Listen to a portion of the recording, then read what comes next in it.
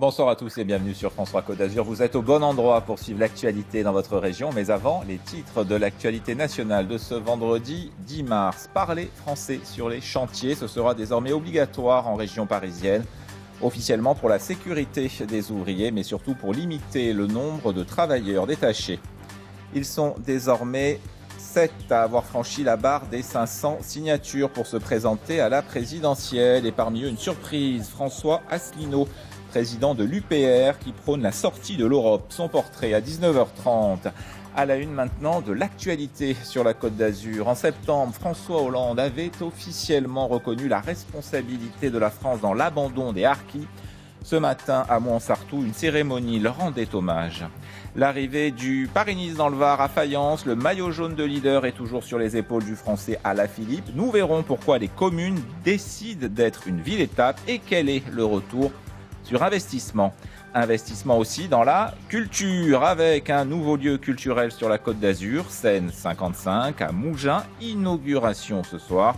D'autres idées de sortie, ce sera comme chaque vendredi soir avec Magali Roubaud.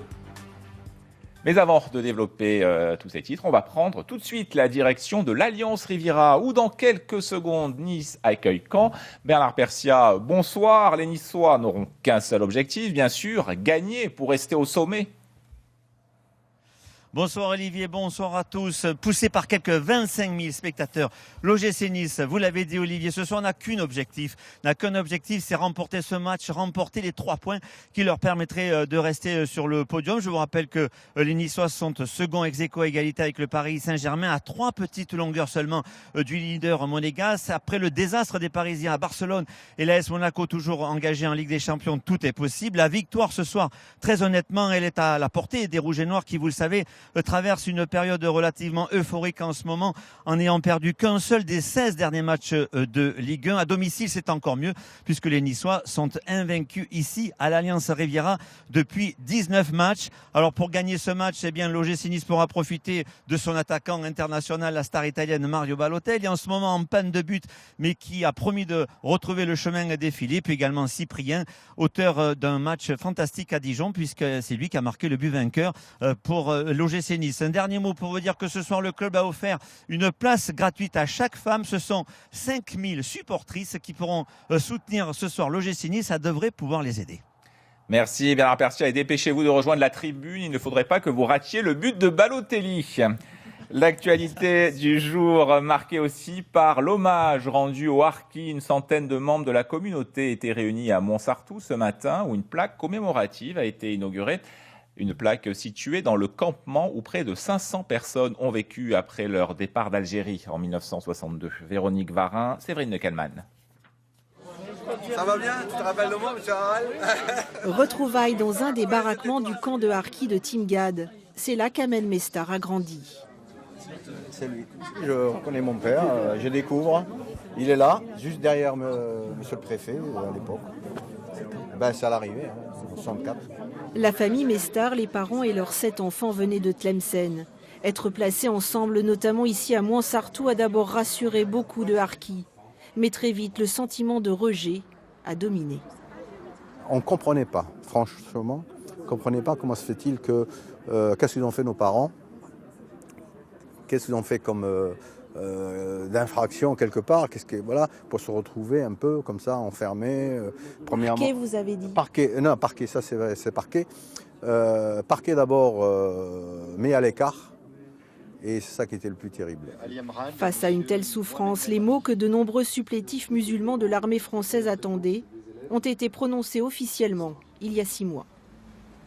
Je reconnais les responsabilités des gouvernements français dans l'abandon des harkis, des massacres, de ceux restés en Algérie et des conditions d'accueil inhumaines des familles transférées dans les camps en France. Preuve concrète de cette reconnaissance, cette plaque à l'entrée d'un camp qui a accueilli 500 personnes jusque dans les années 80. C'est plus qu'une plaque, c'est un hommage et un honneur qu'on va rendre à nos papas et surtout aussi à nos mamans qui ont fait ce choix de suivre la France dans des difficultés physiques, morales, mentales. Mais malgré ce geste officiel à l'effet de baume, les plaies restent quasi béantes chez certains harkis qui, plus qu'une reconnaissance, attendent maintenant réparation.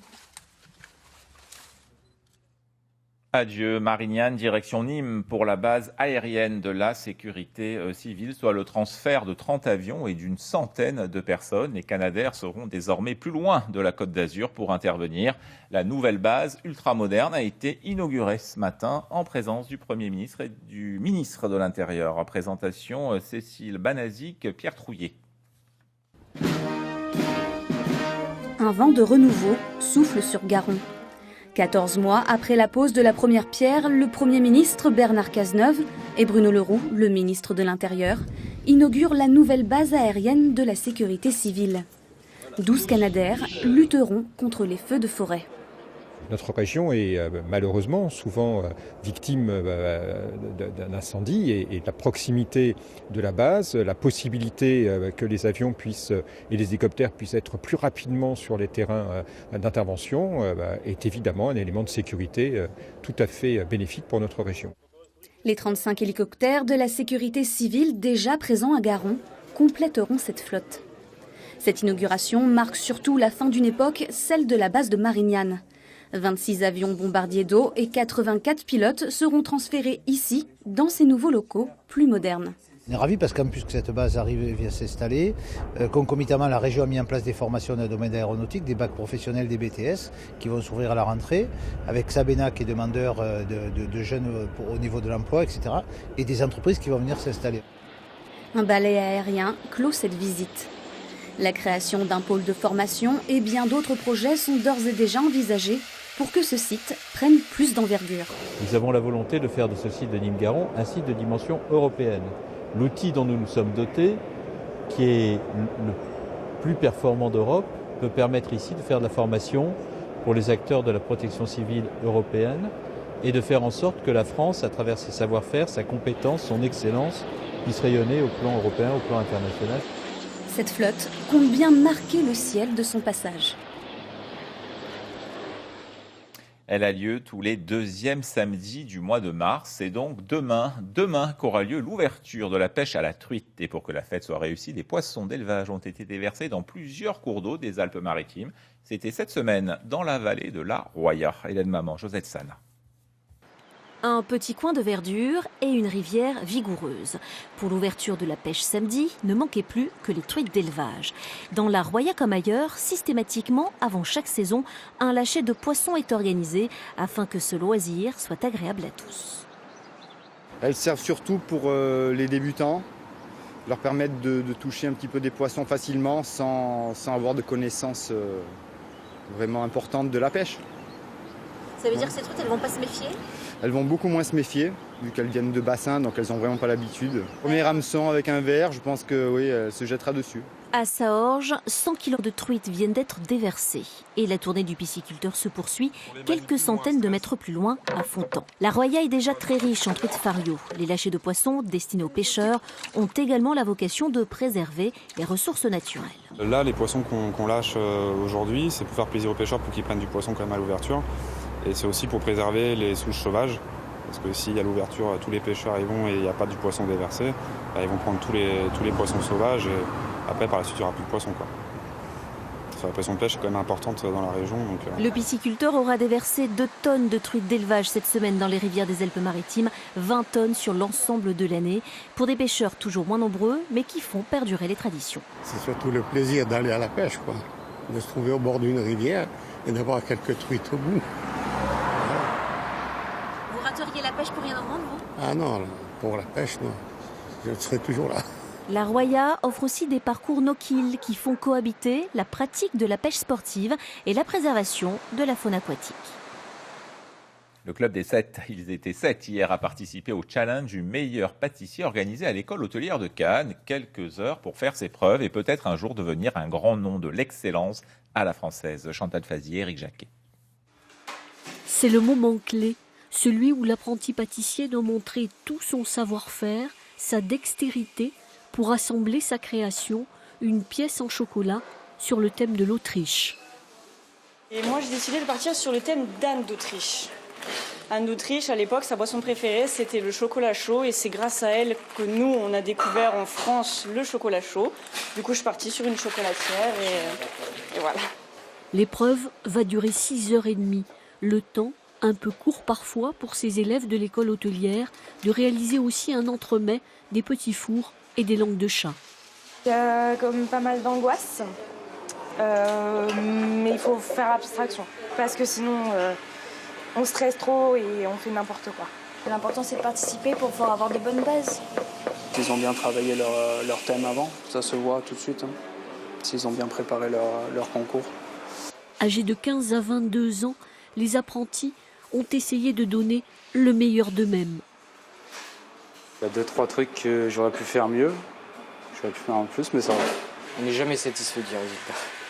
Objectif, susciter l'envie de progresser, donner aux futurs pâtissiers le goût de l'excellence. Alors, il y a une question technique, savoir maîtriser ses recettes, que la fabrication sorte. Il y a le goût, bien sûr, et le visuel.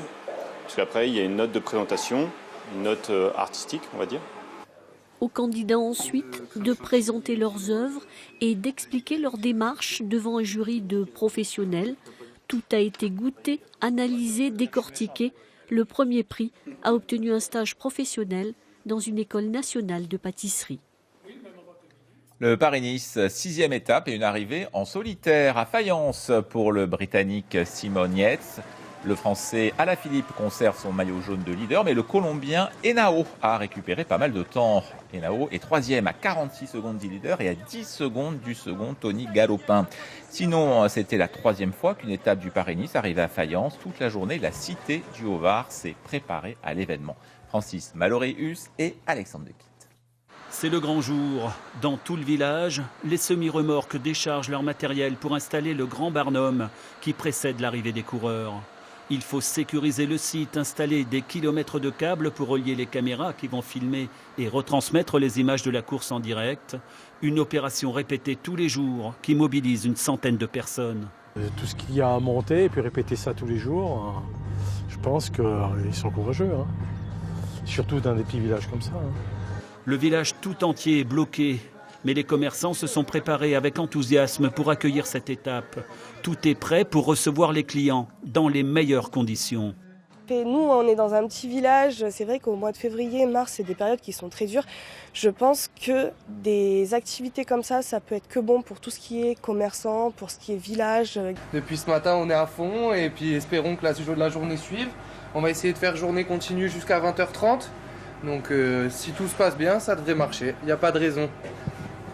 Pour la municipalité et les élus de la région, l'opération est rentable. Pour eux, le Paris-Nice est un investissement qui reste abordable, aux retombées en termes d'image ou de notoriété sans équivalent. Ça coûte pour la commune 42 000 €, mais nous avons des fonds de concours de 30 000 € de la part de la région, du conseil départemental et de la communauté de communes, ce qui représente pour la commune une somme tout à fait soutenable. C'est rentable ? Oui, c'est rentable parce que nous avons des retombées touristiques directes. Pendant 1h30, Fayence aura été sous les projecteurs des télévisions. 70 pays ont retransmis des images de la course, un temps suffisant pour montrer les atouts de la région et du village au monde entier. Et le Paris-Nice, il en sera aussi question dans la page niçoise que voici. À la présentation ce soir, Didier Brignan.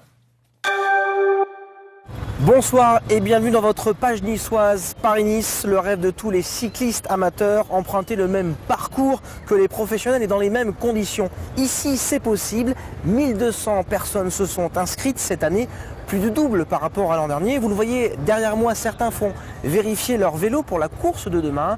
D'autres veulent absolument faire un chrono comme ce champion de France, Michel Bernoin, Lucas Baron. Emmener des gros braquets, ça ne lui fait pas peur. À l'aise dans la montée d'Aise, affûté comme jamais, Cédric sera demain au départ du Paris-Nice Challenge. Le principe de cet événement, rouler sur le même parcours que les pros, à moins que ce ne soit l'inverse. C'est plutôt les pros qui viennent rouler sur notre parcours.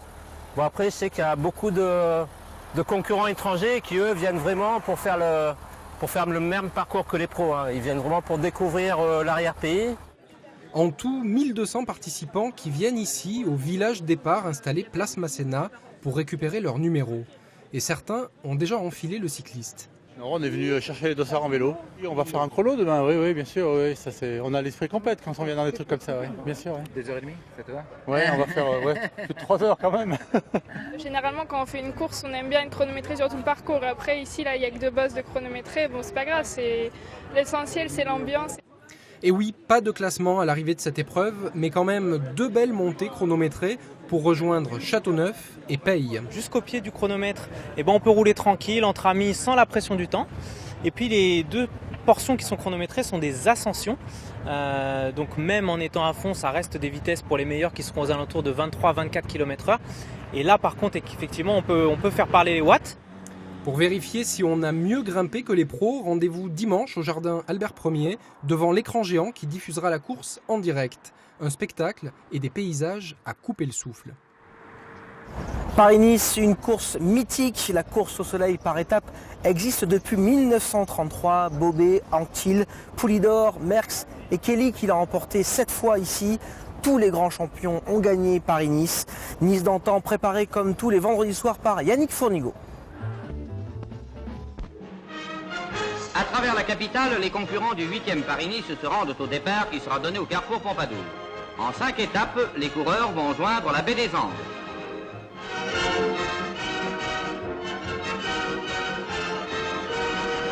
Après Cannes, l'avion des actualités françaises nous offre un coup d'œil splendide sur les derniers kilomètres. Enfin, voici le sprint. Bio triomphe, mais Camellini est le grand vainqueur très choyé de ce 8e Paris-Nice. La dernière journée de Manosque à Nice devait conduire les coureurs dans la neige et le verglas des cimes surplombant les gorges du Verdon. Chutes, dérapages et abandons. Puis l'Italien Ponzini gagnait à Nice, alors que le Belge De Bruyne triomphait au classement général 2 jours avant d'enlever Milan-San Remo. Eh bien, autant vous le dire tout de suite, c'est le jeune Français José Samyn qui a remporté aujourd'hui la première demi-étape de la course Paris-Nice, qui a conduit les coureurs de Toulon à Antibes. Il s'agit du reste d'une fort jolie promenade que je ne saurais trop vous conseiller de faire lors de votre prochain week-end. Le premier coureur partira à 20h, c'est-à-dire dans maintenant moins d'une demi-heure, ce qui nous promet de beaux embouteillages sur la Nationale 7. Automobilistes, mes frères, je ne saurais trop vous conseiller de passer par les collines avoisinantes si vous désirez vous rendre maintenant à Nice. Ce jour-là, Poulidor est en état de grâce. On ne le reconnaît plus, il ne sent plus le poids de ses 36 ans. Et dans la Turbie, ce 16 mars, il survole la course, bat tous les records et Merckx par la même occasion. Poulidor gagne enfin Paris-Nice. Il vient de jouer un bon tour à ceux qui l'ont toujours considéré comme l'éternel second. Moins optimiste maintenant, la course cycliste Paris-Nice qui aujourd'hui a failli tourner au pugilat. Le déroulement de l'étape a été gravement perturbé par une manifestation de mineurs de Gardanne et des ouvriers des chantiers navals de la Ciotat qui ont stoppé la course au col de l'Ange. Des coups ont été échangés entre Bernard Hinault, jeté à terre alors qu'il entendait poursuivre sa route, et les manifestants.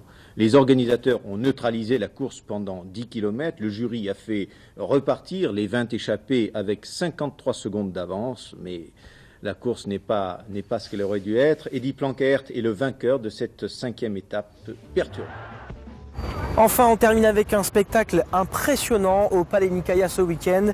Quintessence présenté par la famille Grus et les farfadets, des danseurs, des acrobates et des chevaux. Un spectacle de 2h30 qui nous raconte les péripéties du cheval mythologique Pégase. Véronique Lupeau et Yannick Fournigaud. Sur la piste du Nicaïa, un manège infernal. Pour cette dernière répétition, chevaux et cavaliers enchaînent les tours de piste, encore et encore. Quintessence, un spectacle élaboré sur lequel la famille Grus travaille depuis 2 ans. On a des sauts périlleux, on saute debout directement sur les chevaux. Il y a un autre numéro, un tableau sur le feu aussi, où on travaille sur les chevaux debout avec des armes, on fait du tir à l'arc, on jongle avec des haches. Enfin, c'est vraiment beaucoup de choses inédites. Amoureux de la mythologie, Alexis Grus a souhaité raconter l'histoire du cheval ailé Pégase et en a fait le héros de son histoire. Un récit également servi par des acrobates. Dans ce spectacle se mêlent prouesses équestres et prouesses aériennes. Même si c'est des univers complètement différents, on a beaucoup de similitudes en fait dans notre travail, parce que le résultat de ce qu'on va présenter sur scène, c'est le fruit de beaucoup d'entraînement, beaucoup de travail et beaucoup de passion. Quintessence, un moment de magie à savourer demain et dimanche au Nikaya. Voilà pour l'actualité niçoise, du cirque toujours, mais sans chevaux et avec un groupe live sur scène. C'est Blast de la compagnie Cirque Farouche Zanzibar, une compagnie à qui revient l'honneur d'inaugurer ce soir la toute nouvelle salle de la Côte d'Azur, Scène 55 à Mougins, une salle d'envergure à la programmation alléchante. Présentation Olivier Chartier-Delègue, Éric Jacquet. À l'entrée de la ville, le bâtiment tout neuf attire l'œil. Jusqu'à présent, on ne pouvait l'admirer que de l'extérieur, mais dès ce soir, le public découvrira la grande salle, pouvant accueillir jusqu'à 1200 spectateurs. Au programme, Blast, un spectacle de cirque présenté par la compagnie Farouche Zanzibar. Mougins inaugure en beauté son nouveau pôle culturel, baptisé Scène 55.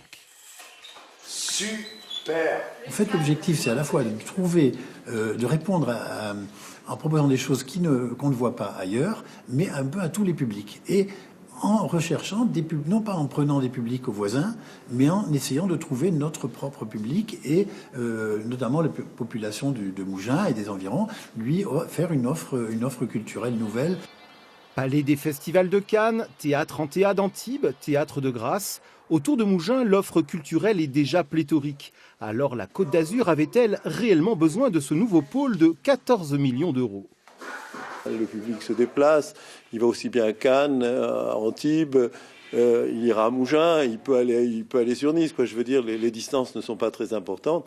Et donc le tout, c'est d'avoir une vision, pas isolée et repliée, mais une vision ensemble. Et on discute déjà avec Nice, avec Cannes, avec Grasse, avec Antibes. Le nouveau pôle culturel de Mougins a désormais un nom, Scène 55, une adresse, chemin de Fessol. Maintenant, le plus difficile, mais le plus exaltant reste à faire, gagner le cœur du public. Scène 55, un nouveau lieu culturel sur la Côte d'Azur. D'autres idées de sortie, c'est tout de suite avec notre rubrique « Si on sortait ».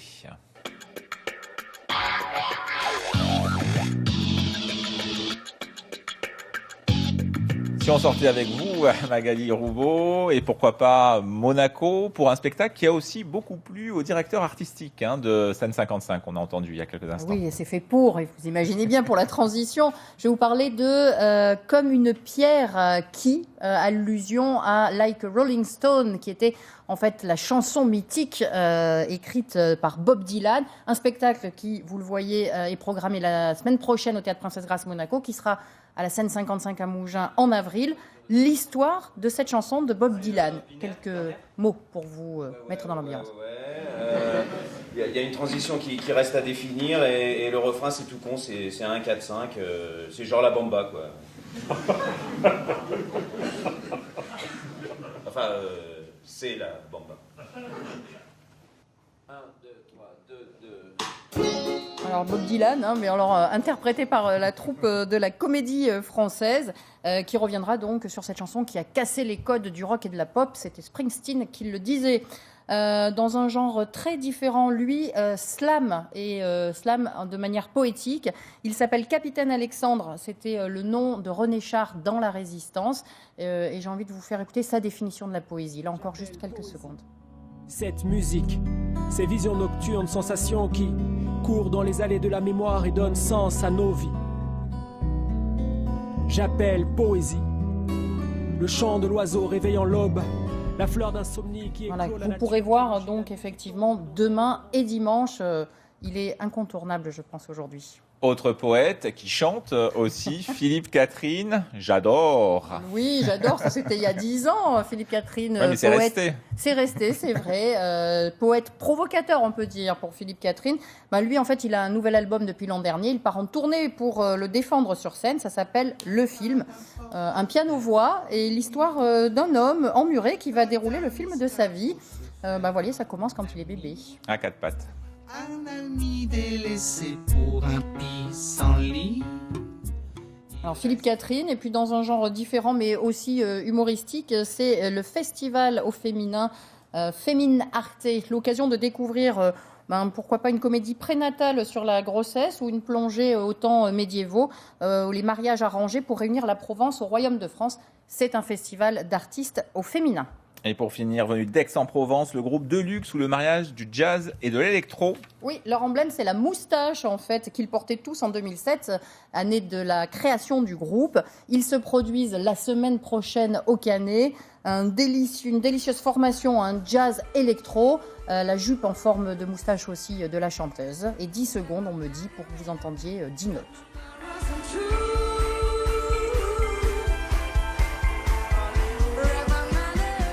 C'est lumineux. Merci à Magali et d'autres idées de sortie. C'est sur notre site internet. Il y a encore 10 autres idées de sortie pour ce week-end.